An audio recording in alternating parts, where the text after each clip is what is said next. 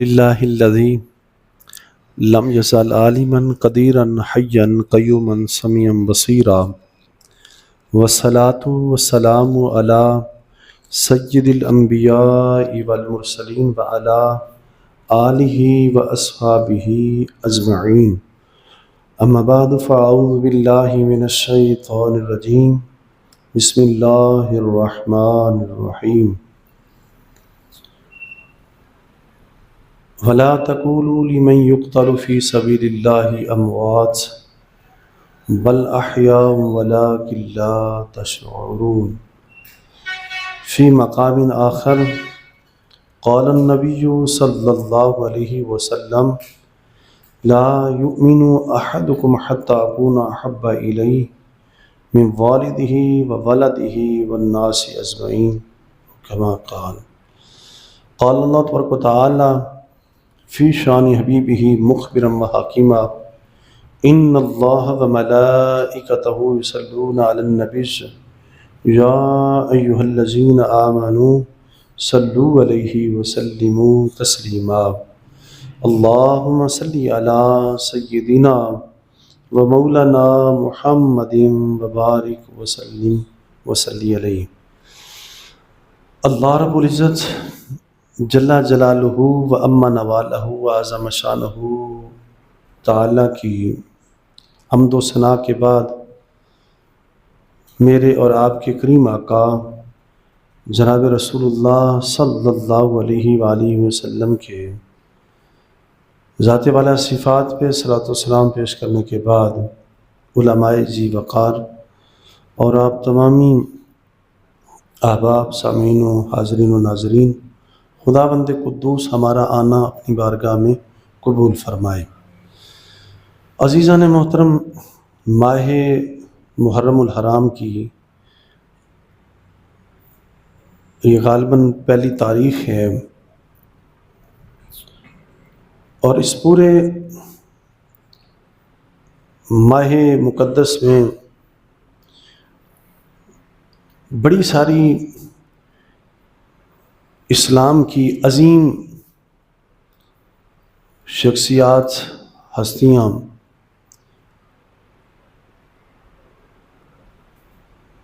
دینی خدمات سر انجام دے کر وہ اس دنیا سے رخصت ہوئی ہیں۔ اس مہینے کی بڑی ساری مناسبت ہے ان عظیم نفوس قدسیہ کو۔ جب یہ ماہ مقدس آتا ہے تو ہمیں بڑی ساری ہستیاں یاد آتی ہیں، ان کی دینی خدمات،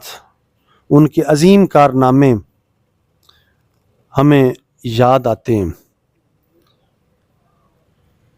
اور ان کی مبارک زندگیوں کو جان کر ہمیں بڑے سارے جذبات اور جوش اور ایمان تازہ ہوتا ہے،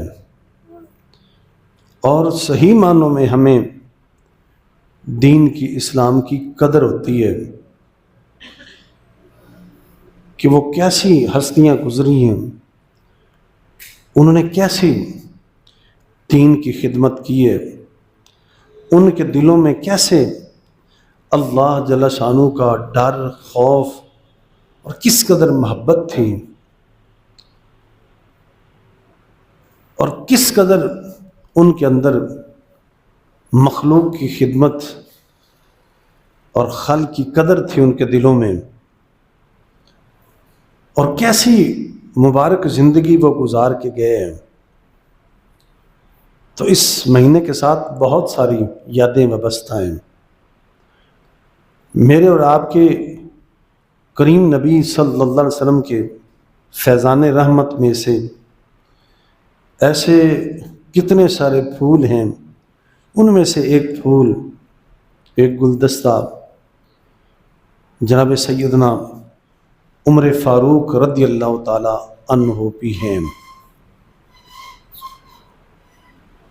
جن کی شہادت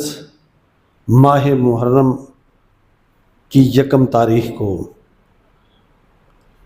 آج کی اس تاریخ کو آپ کی شہادت ہوئی۔ آپ وہ شخصیت ہیں کہ جن کا نام عمر بن خطاب، لقب جو آپ کو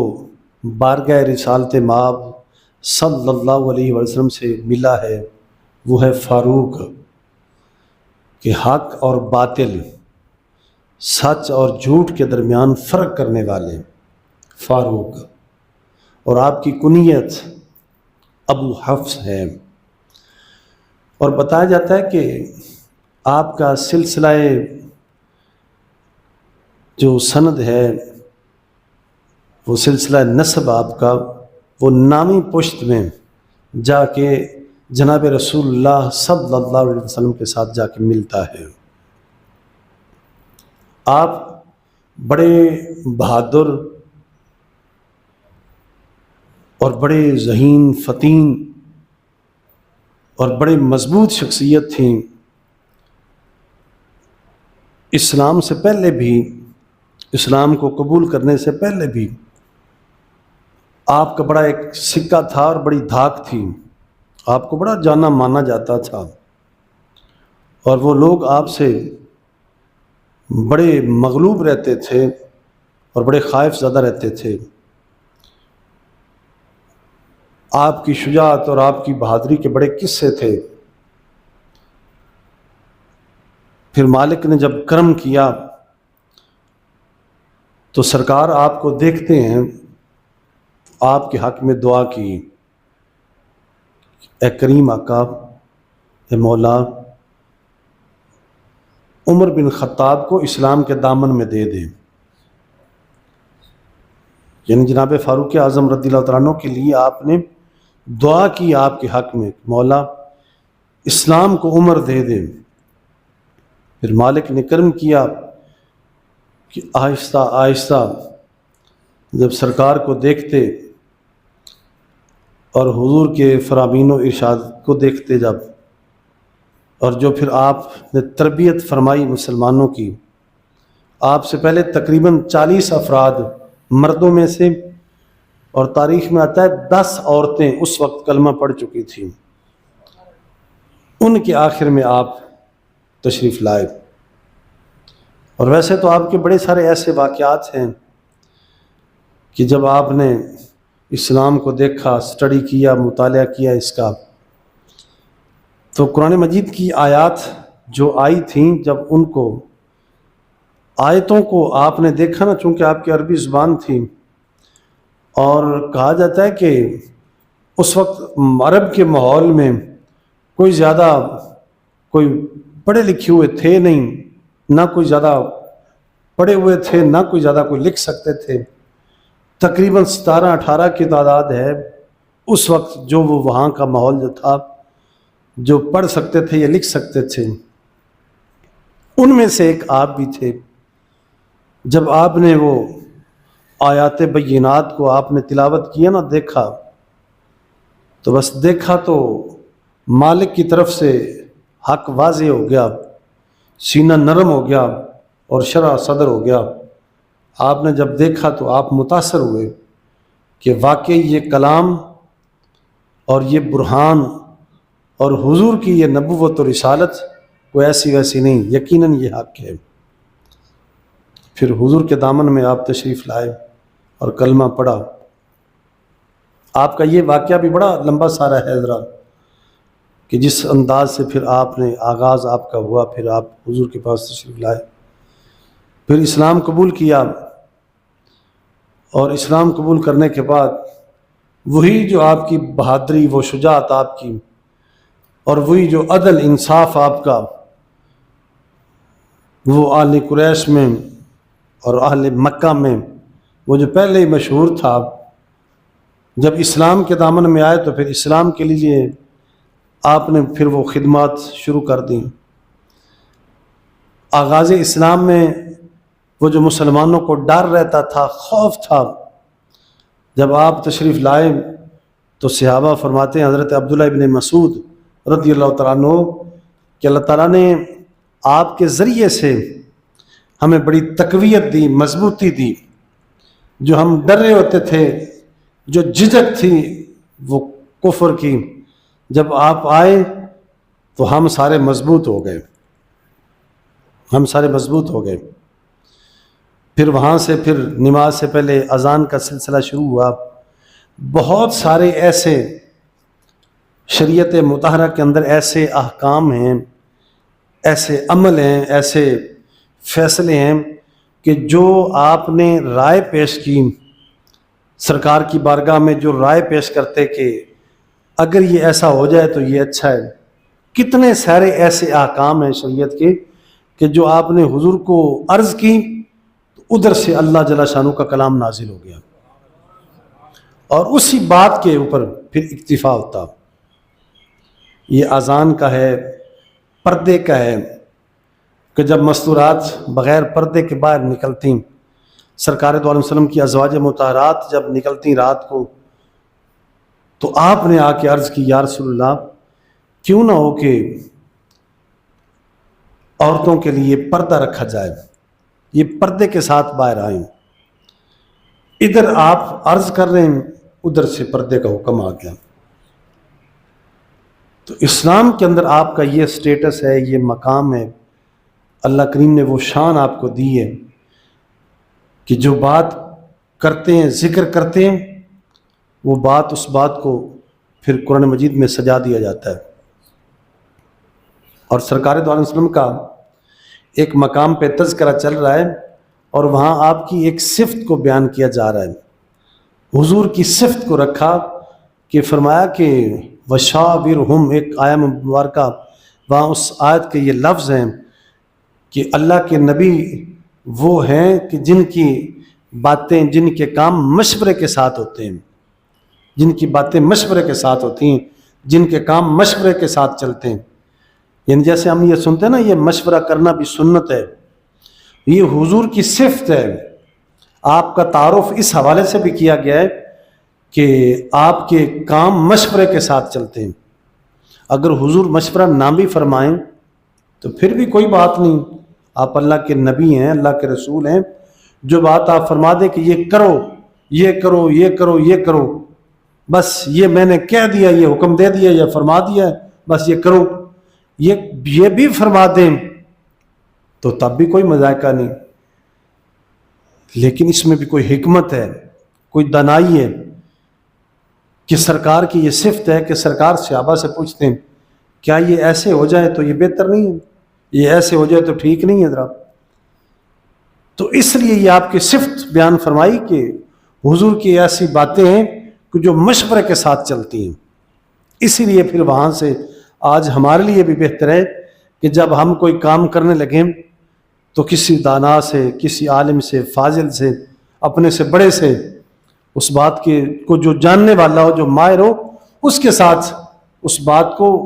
ڈسکس ہو جانا چاہیے کہ کیا یہ میرے لیے بہتر ہے، یہ میرے لیے صحیح ہے. تو یہ حضور کی صفت ہے. تو آج ہمارے لیے بھی بہتر یہ کہ ہم بھی حضور کی سنت پہ عمل کریں کہ جو اس بات کا متعلقہ ہو، ماہر ہو، اس سے اس بات کا ذکر کیا جانا چاہیے